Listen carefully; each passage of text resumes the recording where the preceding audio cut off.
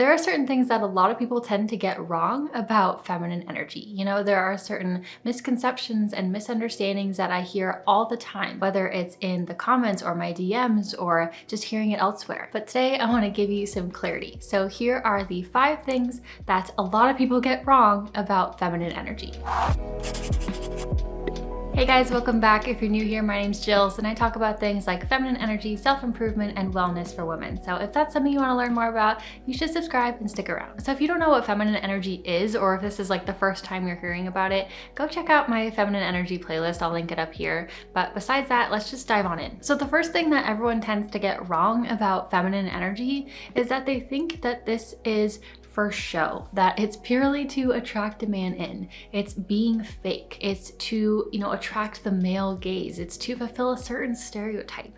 These are assumptions that I hear people make all the time, and that's just not it at all. It's not true. Now, if you embrace more feminine energy, will you attract more people in? Will you attract more romantic relationships? It's likely, yes, but that's not the point of it. That's not the purpose and the why behind it. It's not about what other people think. Feminine energy or femininity is all about how it makes you feel. As I said before, tapping into your feminine energy is not about becoming something you're not. It's about coming home to yourself. It's about feeling good in your body and feeling happy and vibrant and fulfilled in your life and in your relationships. Because the reality is that most women have a dominant feminine core. Now, not all, of course, and that is totally okay, and I'll talk about that later, but most women have a dominant feminine core, meaning those feminine aspects tend to feel really good for them. That loving, compassionate, intuitive, creative, playful energy, that feels good to them. Feeling deeply, feeling cherished, focusing on connections and relationships, that feels good to them. The only way to be truly happy and fulfilled in your life is to live a life that's authentic to you. So if you are a naturally feminine woman, but you live your entire life in your masculine energy and you forget about all of the feminine things that you love and that makes you feel so good, or you just flat out refuse to accept the feminine side of yourself because it makes you feel weak or whatnot, then you're likely not going to be very happy. Just like if you took a job in sales,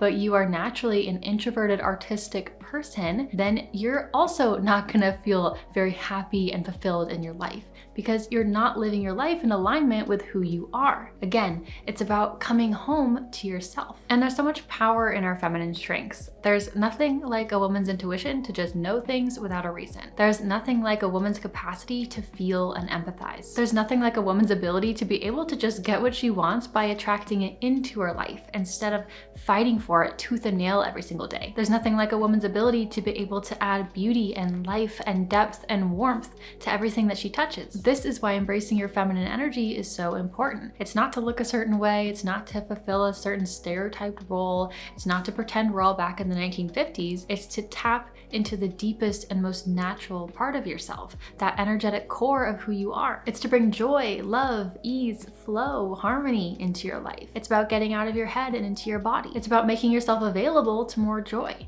It's about adding beauty and depth into your life. It's about having fulfilling relationships. It's about honoring and valuing your authentic self. Embracing your feminine energy is about you. Another very common misconception or assumption that people make when it comes to feminine energy is that this automatically means pink and girly and frilly and dresses and makeup and all of that kind of stuff. And it can definitely incorporate that if you wanted to, but feminine energy is just that. It is an energy. It's a state of being. All of these things, the dresses, the makeup, whatever, are not feminine energy, but instead they are external vessels and tools to help us harness a certain feeling. It's like how putting on your favorite outfit makes you feel 10 times better and 10 times more confident. It's like how beautifying and cleaning and organizing your home makes you feel so much more grounded and calm and happy. It's like how getting a new planner makes us excited to be productive. They are tools to help us shift our energetic state. You're not productive because you got a new planner. You're productive because that new planner made you excited to harness the energy and the identity of a productive person. And so what makes one person feel good and feel feminine might be very different from someone else. And when I feel like I need some extra help tapping into my feminine energy,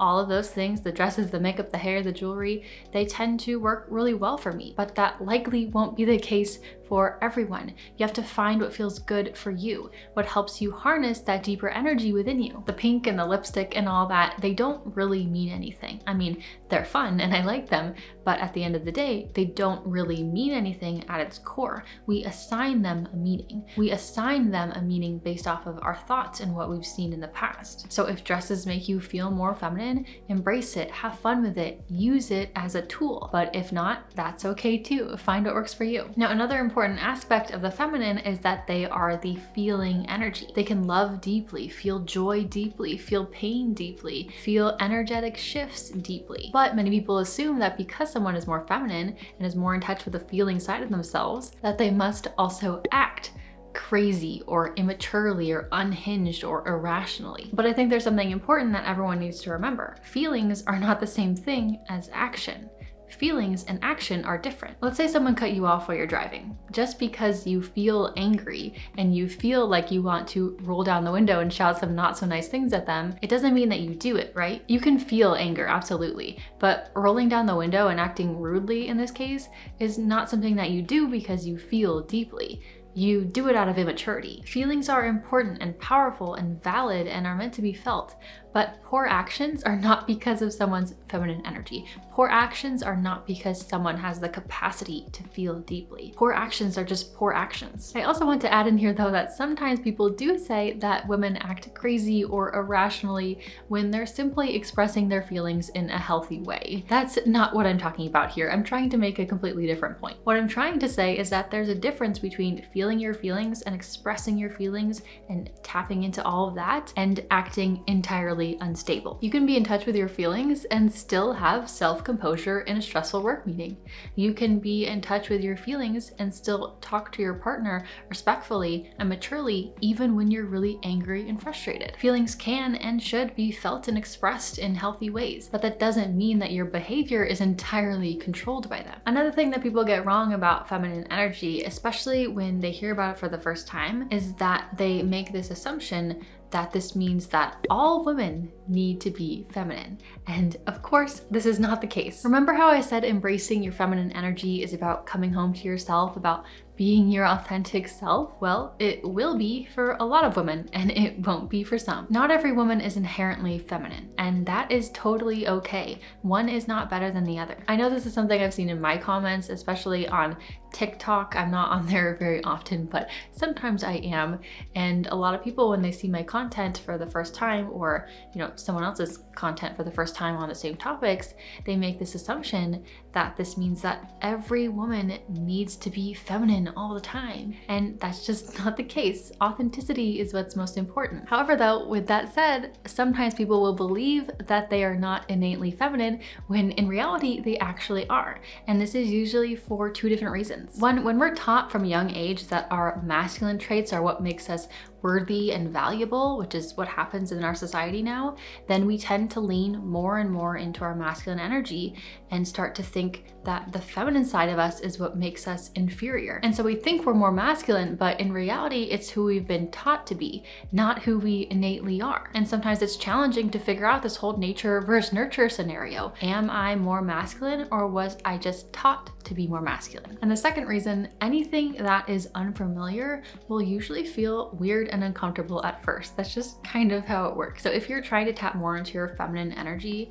after being in your masculine energy like your entire life and it feels weird, that doesn't mean that it must be wrong. It might just mean that it's unfamiliar. The next big misunderstanding that I see with feminine energy is that the feminine is always sweet and soft and docile, or even more extreme, quiet and agreeable, etc. That softness is a part of it, yes, but it's not everything. It's just a part of it. Something that many people don't fully understand or don't want to admit is that the feminine is also roaring and wild and powerful. The true raw feminine is all of it. The best example of the true feminine, something that I always talk about, is Mother Nature. She is the ultimate divine feminine. She can be beautiful, soft, gentle, wonderful breeze on a warm sunny day, or she can be a powerful and destructive hurricane. She can destroy everything in her path and a few seconds. Embracing your feminine energy is not about holding back who you are. Every woman has some soft, sweet gentleness to them,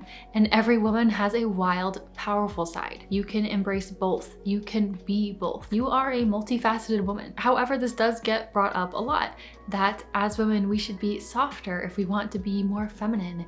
And that's for good reason. That's because a lot of women have hardened themselves. We have completely closed ourselves off, and that is not good. That's not what we want. A lot of us have put on this tough exterior shell in an effort to protect us, but it usually doesn't help us. Instead of closing down, we want to open and fall deeper into who we are. We want to fall deeper into our authenticity, our vulnerability, our receptiveness. So if you want to be more feminine and if you want to learn how to be softer, I'm going to direct you over to this video here, how to be a softer woman without losing who you are, because you don't have to change who you are, change your whole personality to do this. So I will see you over there, or I will just see you in my next video. Thank you so much for watching. I appreciate you. I'll see you later.